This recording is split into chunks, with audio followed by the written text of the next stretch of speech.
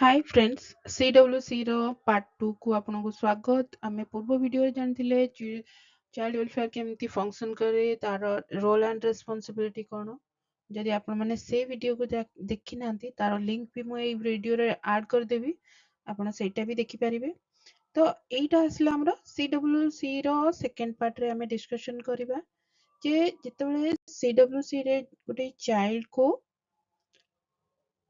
Rescue କରାଯାଏ ବା first ଗୋଟେ ଚାଇଲ୍ଡ ଆସେ, ଦେନ୍ ଆମର କ'ଣ ପ୍ରୋସିଜିଓର ତା ପାଇଁ ଫଲୋ କରାଯାଏ ଆଜ୍ ପର୍ ଆମର ରୁଲ୍ ଆଣ୍ଡ ଆକ୍ଟ ଅନୁସାରେ। ତ ଚାଇଲ୍ଡ ୱେଲଫେୟାର କମିଟି କଥା ଯଦି ଆମେ ଅଲରେଡି କହିସାରିଛନ୍ତି, ଏଇଟା ଆମର ଗୋଟେ ଷ୍ଟାଚୁଟାରୀ ବଡି ଯୋଉଟାକି ଆମର ଜେଜେ ଆକ୍ଟ ଅଣ୍ଡରରେ ଯାଉଛି। ସ୍ପେସିଆଲି ଆମର ଫୋକସ୍ କରାହଉଛି କାହା ଉପରେ ନା care and protection of children. ତ ଚିଲଡ୍ରେନର ଏଇଟା ଫୁଲ୍ ରେସ୍ପନ୍ସିବିଲିଟି ଜେଜେ ଆକ୍ଟ ଅନୁସାରେ CWC ର ପ୍ରତ୍ୟେକ ଚିଲଡ୍ରେନକୁ କେମିତି କେୟାର ପ୍ରୋଟେକ୍ସନ ରିହାବିଲିଟେସନ କରାଯାଇ ପାରିବ। ତ ଏବେ ଏତେ ସାରା ଜିନିଷ ଯେମିତି ଆମେ ଡିସ୍କସନ୍ କଲେ, ଆମେ ନିଡ୍ କେୟାର ପ୍ରୋଟେକ୍ସନ କଥା ଆଲୋଚନା କରୁଛନ୍ତି। ତ ଫାର୍ଷ୍ଟ ଜାଣିବା ଯେ ଆମେ କୋଉ ଚିଲଡ୍ରେନକୁ ନିଡ୍ ଆଣ୍ଡ କେୟାର ପ୍ରୋଟେକ୍ସନ କଥା ଏଠି ଆମେ କହୁଛନ୍ତି।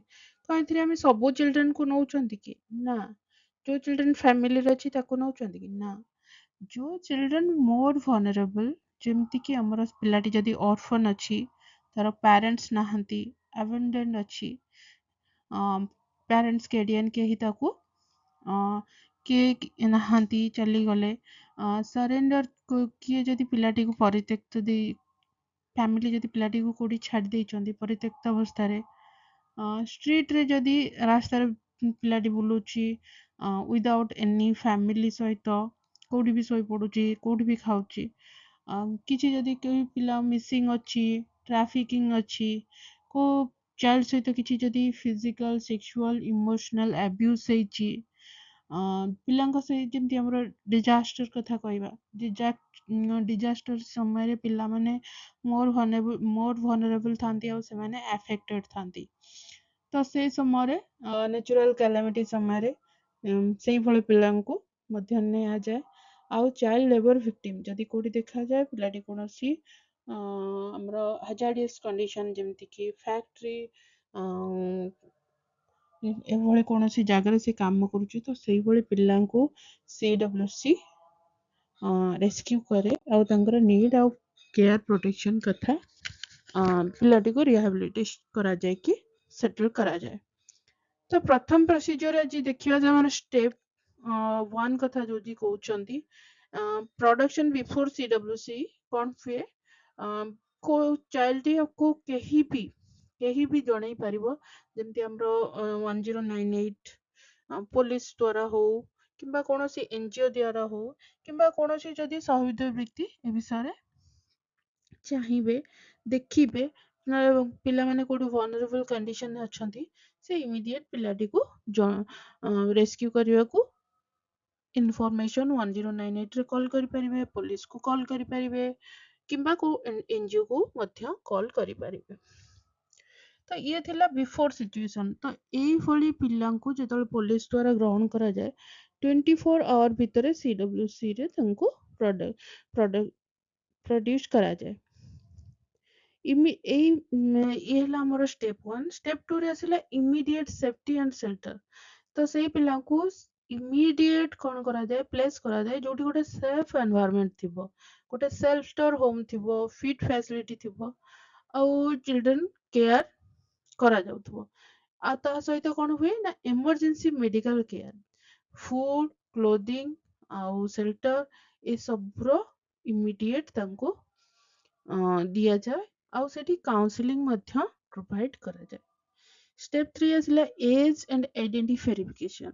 CWC କ'ଣ କରେ ନା ଭେରିଫାଏ କରେ ଚିଲଡ୍ରେନର ଏଜ୍, ଫ୍ୟାମିଲି ବ୍ୟାକଗ୍ରାଉଣ୍ଡ, ତାର ଡକୁମେଣ୍ଟେସନ, ବାର୍ଥ ସାର୍ଟିଫିକେଟ, ଆଧାର, ଯଦି ସ୍କୁଲ ରେକର୍ଡ ବି କିଛି ଆଭେଲେବଲ ଥାଏ ସେଇଟା ମଧ୍ୟ CWC ଦ୍ୱାରା ଭେରିଫାଏ କରାଯାଏ। ଷ୍ଟେପ୍ 4 ଆସିଲା medical and psychological support. Mandatory ଅଛି ଆମର ଯେ ତାଙ୍କର ମେଡିକାଲ ଏକ୍ସାମିନେସନ ହବ, ହେଲ୍ଥକୁ ଆକ୍ସେସ୍ କରାଯିବ, କାଉନ୍ସିଲିଂ ଦିଆଯିବ ଆଉ ସାଇକୋଲୋଜିକାଲ ସପୋର୍ଟ ଦିଆଯିବ ଯଦି ସେ କିଛି ଟ୍ରମା କି ଡିଷ୍ଟ୍ରେସ୍ କଣ୍ଡିସନରେ ପିଲାଟିକୁ ରେସ୍କ୍ୟୁ କରାଯାଇଛି। Step 5 ହେଲା inquiry and case documentation.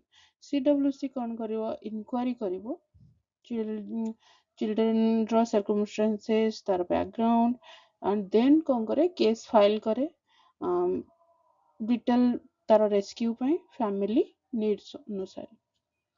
Family ଆଉ କେମିତି ତାର ନିଡ୍ ଆଣ୍ଡ କେୟାର ସପୋର୍ଟ କରାଯିବ ଏ ସବୁ ବିଷୟରେ ଡକୁମେଣ୍ଟେସନ୍ କରେ।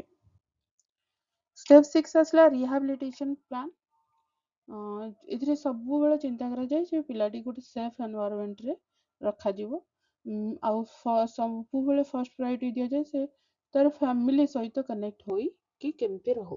ଯଦି ଏଇଭଳି କିଛି ନ ଆଭେଲେବୁଲ୍ ହେଉଛି ଆଉ ଦେନ୍ ତାକୁ କ'ଣ କୁହାଯାଏ? ଲଙ୍ଗ୍ ଟର୍ମ କେୟାରରେ ଯେମିତି ଆମର ଇନଷ୍ଟିଟ୍ୟୁସନାଲ କେୟାର ହଉ, ଫୋଷ୍ଟର କେୟାର ହଉ, ଆଡପ୍ସନ୍ ଆଣ୍ଡ ସ୍ପନ୍ସରସିପ୍ ତା ପାଇଁ ଆରେଞ୍ଜ କରାଯାଏ। ଏ ସବୁ institutional care, foster care, adoption, sponsorship ଉପରେ ମୁଁ ନେକ୍ସଟ ଭିଡ଼ିଓ କରିବି, ତ ଆପଣ ଡିଟେଲ୍ସ ଚାହିଁଲେ ସେଇଠୁ ମଧ୍ୟ କଲେକ୍ଟ କରିପାରିବେ।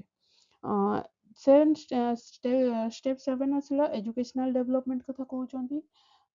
ଯଦି ପିଲାର ଏଜ୍ ଅଛି ତାକୁ ସ୍କୁଲରେ ଏନରୋଲ କରାଯିବ, ଅଦରୱାଇଜ ତାକୁ ଭୋକେସନାଲ ଟ୍ରେନିଂ ଦିଆଯିବ। Focus on rehabilitation, preventing and re-exploitation. ଆଉ ସବୁବେଳେ ଚିନ୍ତା କରାଯିବ ଯେ ସେ ପୁନର୍ବାର ସେଇ କଣ୍ଡିସନକୁ ନ ଯାଉ ଆଉ ତାକୁ ସେଇଭଳି ଏକ୍ସପ୍ଲୋଇଟେସନ୍ ନ ହଉ। Step 8 ଆସିଲା ଲିଗାଲ ପ୍ରୋଟେକ୍ସନ୍। ଯଦି ପିଲା ଟ୍ରାଫିକିଂ ହେଇଛି, ଲେବର ଭାବରେ ତାକୁ କୋଉଠି କାମ କରାହେଇଛି, CW କ'ଣ କରିପାରିବ? ଡାଇରେକ୍ଟ ଲିଗାଲ ଆକ୍ସନ୍ ନେଇପାରିବ। ଯେଉଁମାନେ ଏଇ ସବୁ ଆକ୍ଟିଭିଟି କରେଇଛନ୍ତି ବା ଇନଭଲ୍ଭ ଅଛନ୍ତି ତାଙ୍କ ଉପରେ ଲିଗାଲି ଡାଇରେକ୍ଟ ଆକ୍ସନ୍ ନେଇପାରିବ। କମ୍ପନସେସନ୍, ରିହାବିଲିଟେସନ୍ ଫଣ୍ଡ ମଧ୍ୟ ପ୍ରୋଭାଇଡ୍ କରାଯିବ। Step 9 follow up and monitoring. CWC monitor କରିବ ଚାଇଲ୍ଡର ପ୍ରୋଗ୍ରେସକୁ, ଆଉ ତା ଉପରେ ପିରିୟଡ଼ିକ୍ ରିପୋର୍ଟ ଦେବ, ଆଉ ଫ୍ରମ୍ ସେଲ୍ଟର ହୋମ୍ ହଉ କିମ୍ବା ଆମର ଫୋଷ୍ଟର ଫ୍ୟାମିଲି ହଉ। ତ ଦ୍ୟାଟ୍ସ ଅଲ୍ ଫର୍ ଆମେ ଏଇଥିରେ ଜାଣିଲେ ପ୍ରୋସିଜିଓର ବା ଷ୍ଟେପ୍ସ ଗୁଡ଼ିକ କମନଲି ସବୁ କେସ୍ରେ ଏଇ ପ୍ରୋସିଜିଓରକୁ ଫଲୋ କରାଯାଏ, କିନ୍ତୁ ସ୍ପେଶିଆଲ ଯଦି କିଛି ଆବ୍ୟୁଜ୍ କଥା କହିବା ତ ତା ପାଇଁ ମଧ୍ୟ ଟିକେ ଡିଫରେଣ୍ଟ ଭାବରେ କାର୍ଯ୍ୟ କରାଯାଏ। ତ ଏଇ ଭିଡ଼ିଓ ଆପଣଙ୍କୁ କେମିତି ଲାଗିଲା? ଲାଇକ୍, ସବସ୍କ୍ରାଇବ୍ କରିବେ।